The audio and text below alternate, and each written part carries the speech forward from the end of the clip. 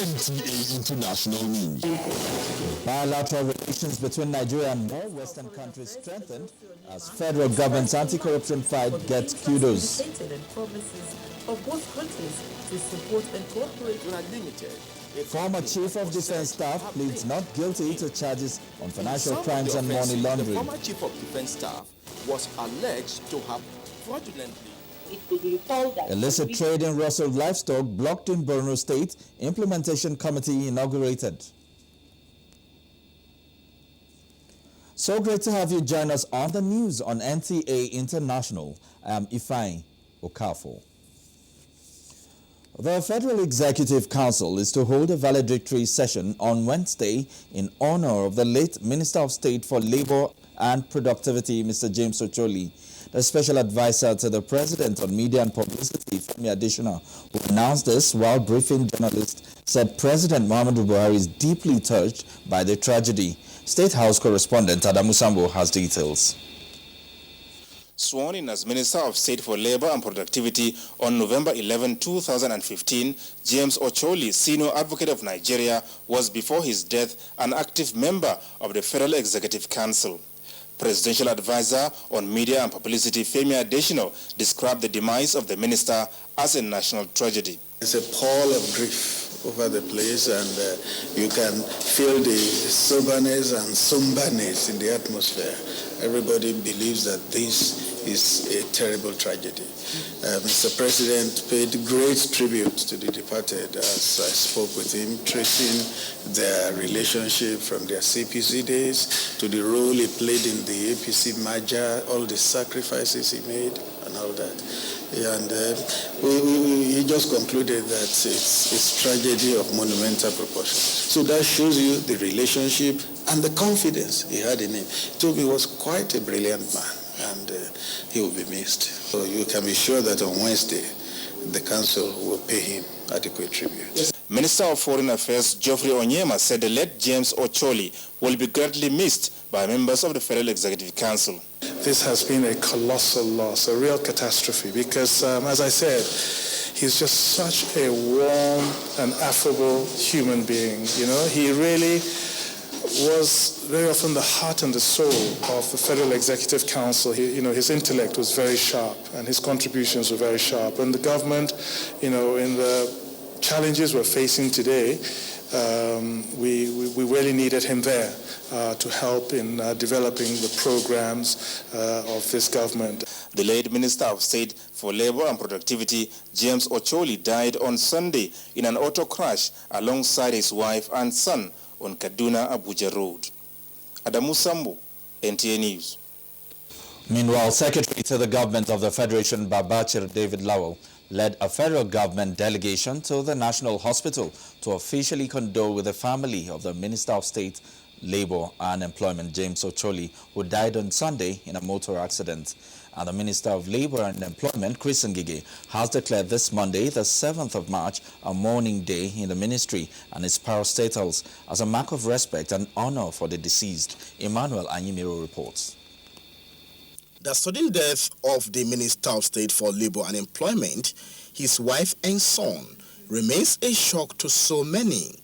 At the ministry, the mood was low as his office was shut, while the Minister of Labor, Chris Ngige, recalled the complementary role of late James Ocholi in resolving industrial crisis in the little time he spent in the ministry. For the little period two of us have stayed here, the labor industry knew that we were here.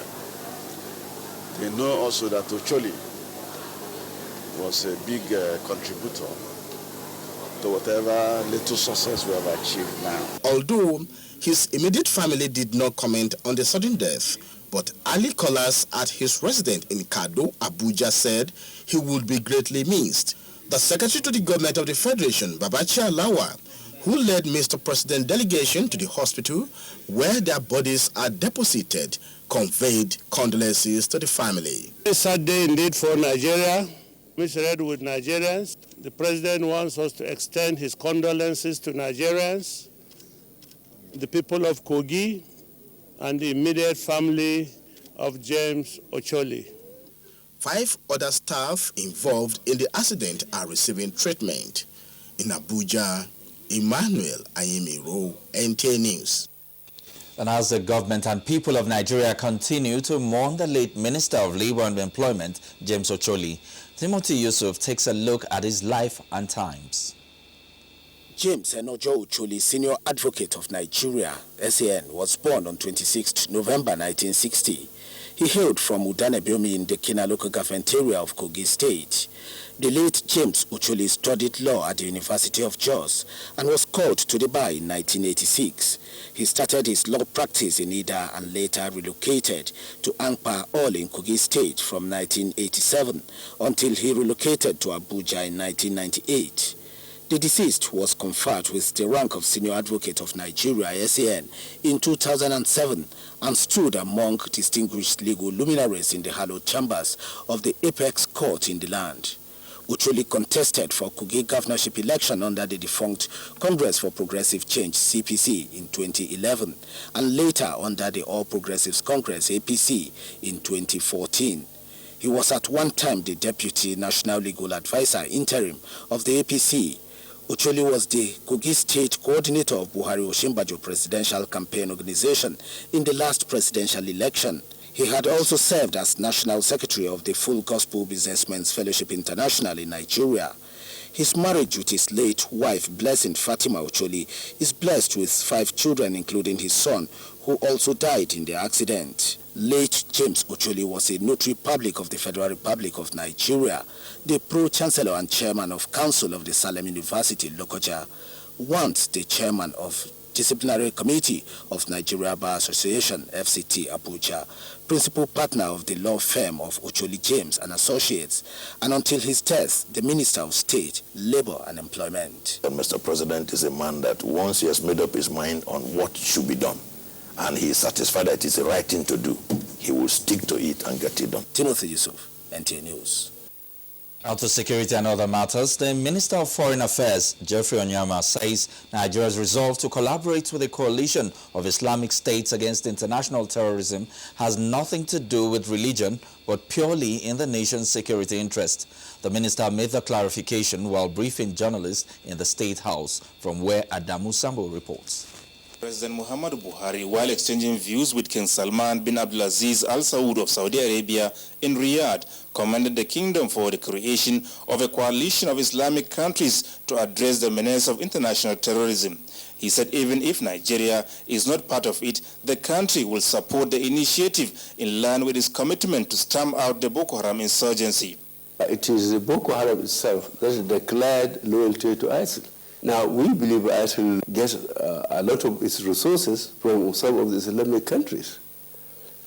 So for that, if Nigeria joined the Islamic anti-terrorist coalition, I don't think it should be a subject of discussion at all. It's a question of security. Concerns are, however, raised in some quarters that an Islamic identity is being given to the country, a notion described by the Foreign Affairs Minister as baseless and unfounded. This has nothing to do with Islam, that terrorism has nothing to do with Islam, and that Islamic countries and Islamic people want to be seen to be in the forefront of the battle against these terrorists, to show also that it has absolutely nothing to do with their religion. Mr. Onyema also spoke on the expectations from the planned visit to Nigeria by President Jacob Zuma of South Africa. This meeting is going to help to, again, increase the trade between the two countries. We're both facing economic challenges, and so it's absolutely important. Mr. Zuma, President Zuma, is coming with a large entourage of business people, and so we're going to be looking at various areas of cooperation in the trade sector. Symbolically and practically, that the peoples of Nigeria and the peoples of South Africa can see from this visit how close the two countries are, and can see also how close the two leaders, presidents, are. And we hope that that will also have an effect to calm the tensions that may exist at another level amongst our two peoples. President Jacob Zuma is expected in Nigeria this week. From the State House, Adamu Sambo, NTA News. The federal government's fight against corruption has been lauded by more Western countries who have indicated interest in strengthening trade and bilateral relations with Nigeria. Finnish Minister of Foreign Trade and Development Lenita Toivaka and that of Ukraine Pablo Klimkin made this known at a meeting with Nigeria's Minister of Foreign Affairs Geoffrey Onyema while in Geneva for the United Nations 31st regular session and high-level segment of the Human Rights Council. Bilkisu Abdurazak Odoye reports. The ministers stated that with the new government's strong focus on diversifying the economy, promoting good governance and security, it has become imperative now more than ever to promote trade and deepen the relations between their countries and Nigeria in the priority areas of the federal government. Meet you in Kiev and would be more than happy to explore more possibilities for bilateral contacts. Because when we think about deepening trade relationships, it's always kind of a collaboration, that it's a win-win situation for both. Because I think that's then, the most sustainable way to do business together. Minister of Foreign Affairs Geoffrey Onyema expressed delight for the interest indicated and promises of both countries to support and cooperate with Nigeria in deepening trade and bilateral relations as well as security matters. And we were identifying actually in the meeting, areas of possible cooperation. There's a lot we can get from Finland. There's been quite a lot of cooperation between Ukraine and Nigeria in the past. Diplomatic relations between Finland and Nigeria were established on 18th of January 1963 when it opened the first Finnish embassy in sub-Saharan Africa in Lagos, while Nigeria-Ukraine relations were established on 10th of December 1992. An estimated turnover of trade and economic cooperation between Nigeria and Ukraine in 2014 is put at $322.8 million.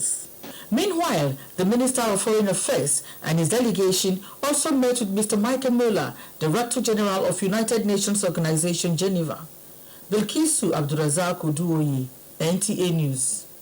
The Center for Black and African Arts and Civilization, CBAC, has signed a Memorandum of Understanding with Covenant University for the teaching and learning of history, anthropology and sociology. The Director General of CBAC, Dr. Fernando Anikwe, maintains that the MOU will also enhance research and entrepreneurial studies.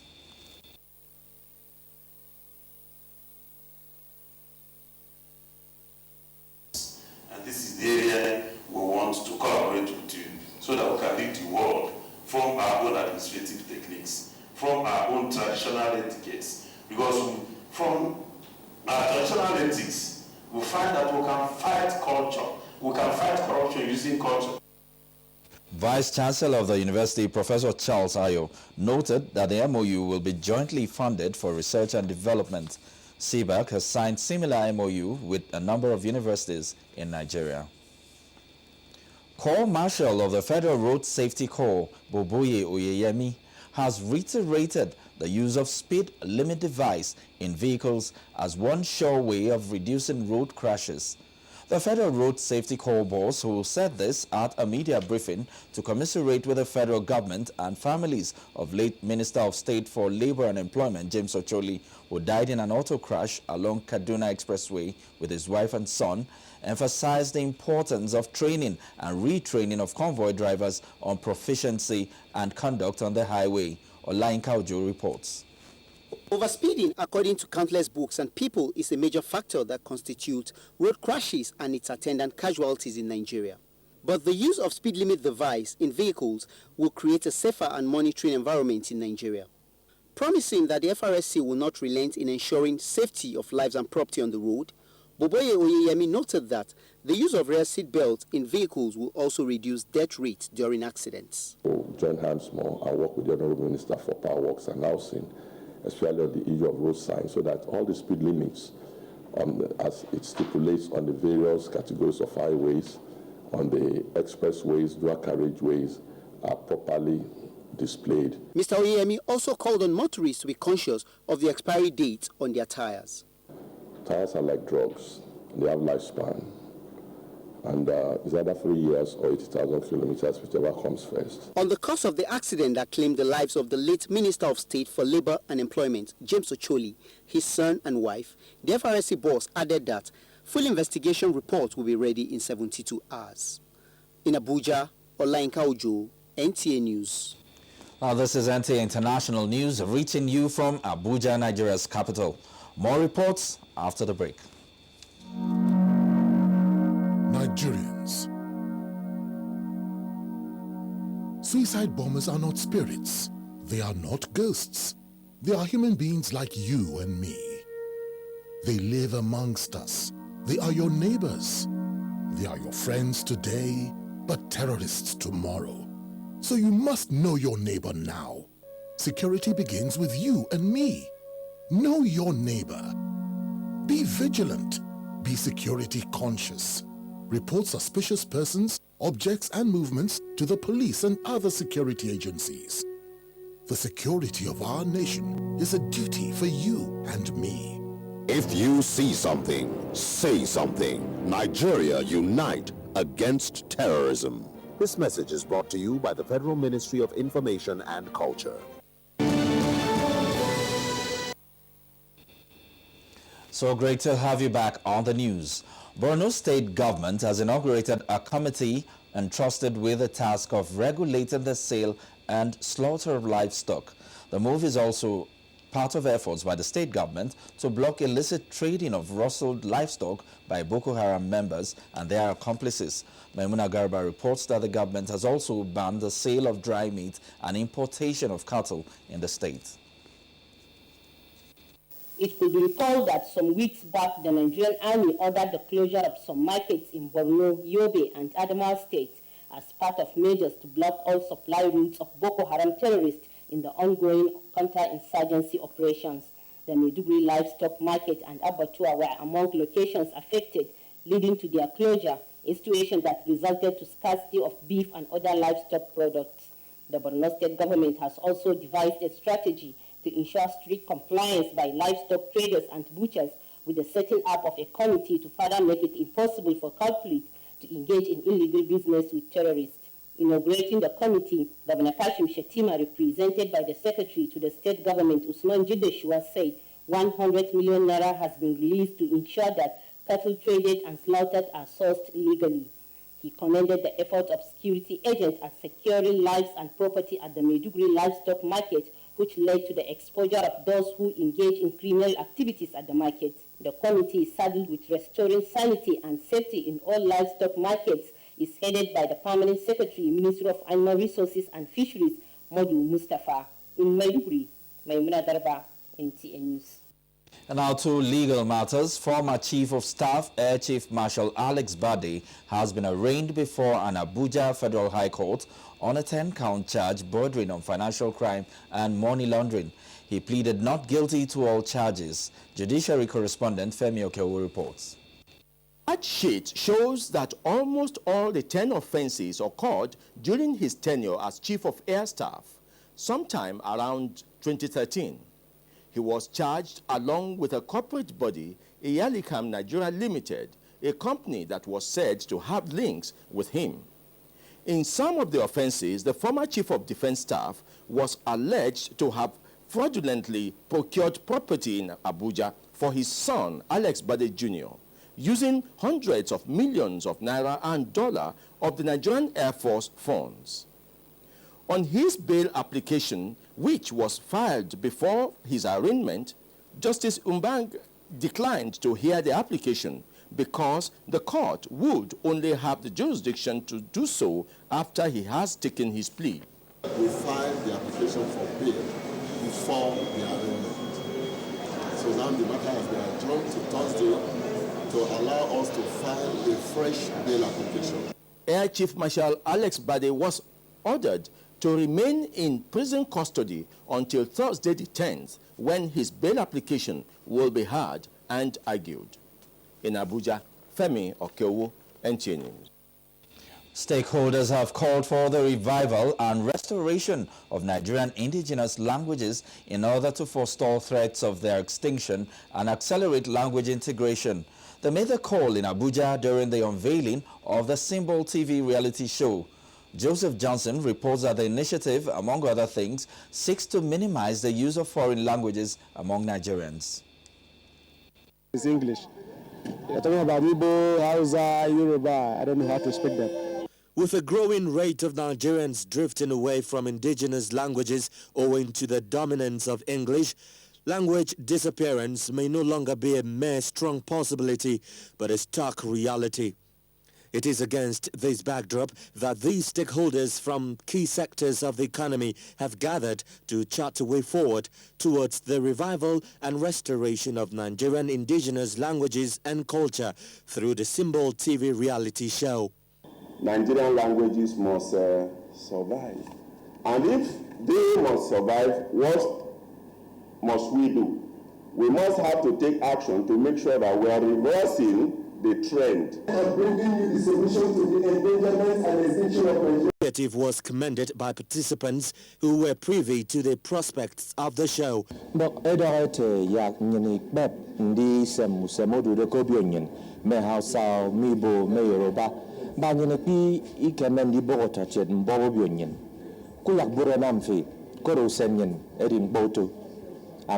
Joseph Johnson, Okombok, NTA.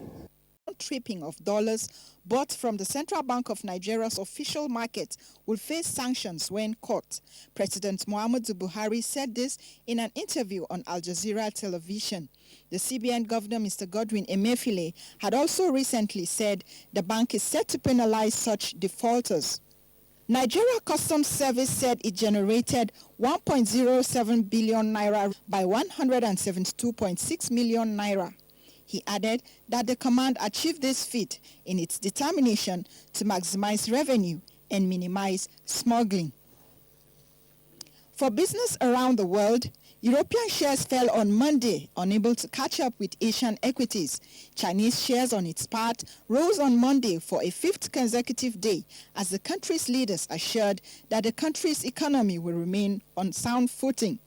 The dollar rose this Monday among its peers except the Japanese yen, while global benchmark for crude oil prices rose by 34 cents at $39.06. Muplang Dakok, NTA News. And sports, Nigeria sets new world record with a ball on his head, trekking nearly 50 kilometers as grassroots taekwondo competition ends in Lagos. Details on sports with Adeola Mokive. Super Eagles coach Samson Siasia has banned 3 home-based players from the Super Eagles camp, which opened on Sunday, March 6. Their offense is late resumption at the camp of the National Under-23 team earlier without permission, saying lack of discipline in the National Under-23 team cannot be taken to the Super Eagles team. The disciplinary measures against Shegun Odudua, Stanley Dimba, and Usman Mohammed means only 40 players will fight to represent Nigeria in the March 25 AFCON qualifier in Kaduna between the Super Eagles and the Pharaohs of Egypt. President of the Nigeria Hockey Federation, Abdul Ningi, is saying charity begins at home with the donation of hockey kits to the Bauchi State hockey team. Correspondent Mahmoud Ibn Mohammed reports that the senator appealed to most Nigerians to assist government in sponsoring sporting activities, adding that the gesture is aimed at making Bauchi State a breeding ground for future star hockey players. This is a payback time for those people who had also, while I was growing, assisted me in being a hockey player up to the national level. Nigeria's Aruna Quadri is Africa's best table tennis player ahead of the Rio 2016 Olympics. He is now ranked 30th in the latest International Table Tennis Federation rankings, released on Sunday as compared to his 37th position in the February rankings. With Sports News Update, Amanzi Marcus, NTA News. Time to check on the weather prospect for Tuesday in Nigeria and major cities across the world.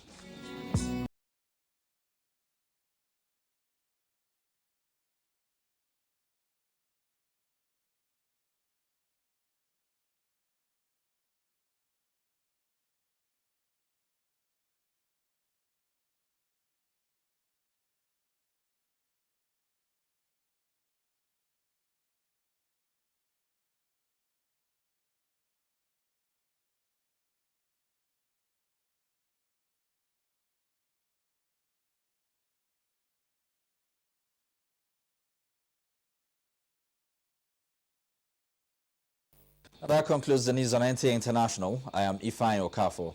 Thanks for watching.